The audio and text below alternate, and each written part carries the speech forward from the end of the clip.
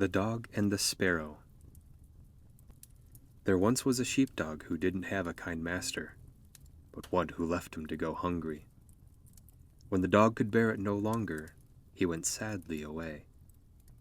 On the road he met a sparrow who said, "Brother Dog, why are you so sad?"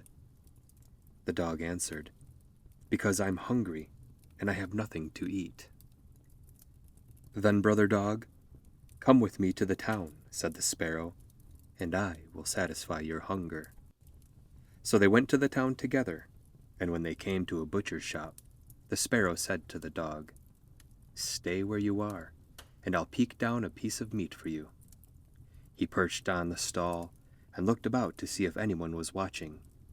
Then he pecked, pulled, and pushed a piece of meat lying near the edge, till at last it fell to the ground. The dog seized it and ran off with it to a corner, where he devoured it. Then the sparrow said to him, "Now come with me to another shop, and I'll pull down another piece until you've had enough." When the dog had gobbled up the second piece of meat, the sparrow said, "Brother Dog, have you had enough?" "I've had enough meat," replied the dog, "but I haven't had any bread." "Oh, you shall have some bread too," said the sparrow. "Come with me." And he led him to a baker's shop, where he pecked at a couple of rolls till they fell down. Then, as the dog wanted still more, he took him to another shop, where he pulled down yet more bread. When that was consumed, the sparrow said, "Brother Dog, is your hunger satisfied?" "Yes," he answered. "Now let's go and walk about outside the town for a bit." So they both went out on to the high road. Now the weather was very warm, and when they had walked a little way, the dog said, "I'm tired, and I need to sleep." "Oh, by all means," answered the sparrow. "I'll perch here on this branch in the meantime."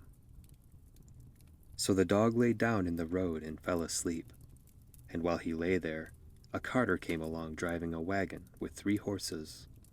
The wagon was laden with 2 casks of wine.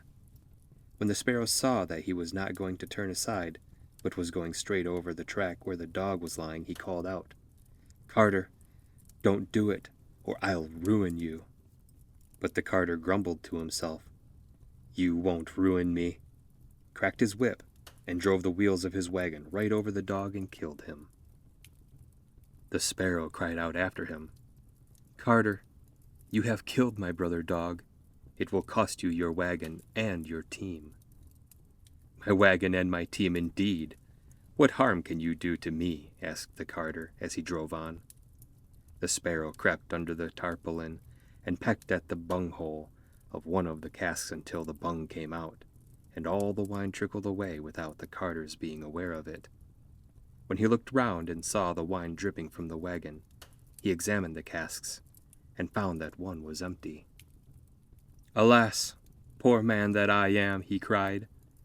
"Not poor enough yet," said the sparrow, as he flew on to the head of one of the horses and pecked out its eyes.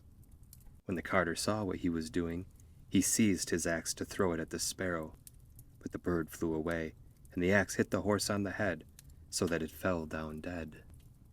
"Alas, poor man that I am!" he cried. "Not poor enough yet," said the sparrow. As the carter drove on with his 2 horses, the sparrow again crept under the tarpaulin and pecked the bung out of the second cask, so that all the wine ran out.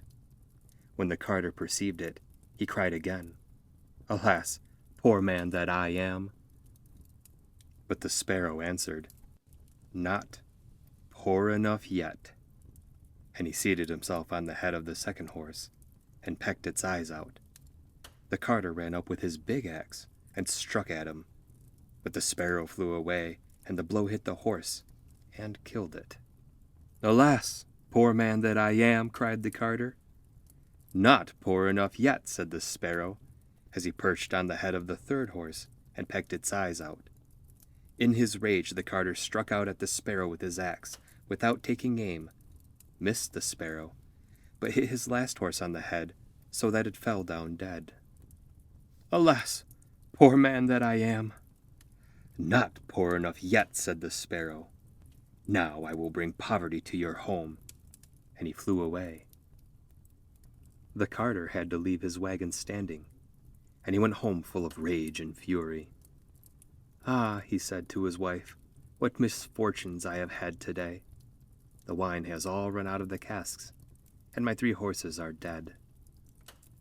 "Alas, husband," she answered, "what evil bird is this which has come into our house? It has brought all the birds in the world along with it, and they have settled on our maize, and are eating it clean up." He went up into the loft where thousands and thousands of birds were sitting on the floor. They had eaten up all the maize, and the sparrow sat in the middle of them. Then the carter cried out, "Alas, poor man that I am!" "Not poor enough," answered the sparrow. "Carter, it will cost you your life yet." And he flew away. Now the carter, having lost all that he possessed, went downstairs and sat down beside the stove, very angry and ill-tempered. But the sparrow sat outside the window and cried, "Carter, it will cost you your life yet."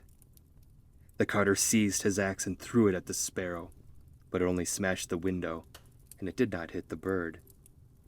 Then the sparrow hopped in and perched on the stove and cried, "Carter, it will cost you your life yet." The carter, mad and blind with rage, smashed the stove to atoms. But the sparrow fluttered hither and thither, till all and at last the very walls of his house were destroyed, but without ever hitting the sparrow. At last he caught it in his hand.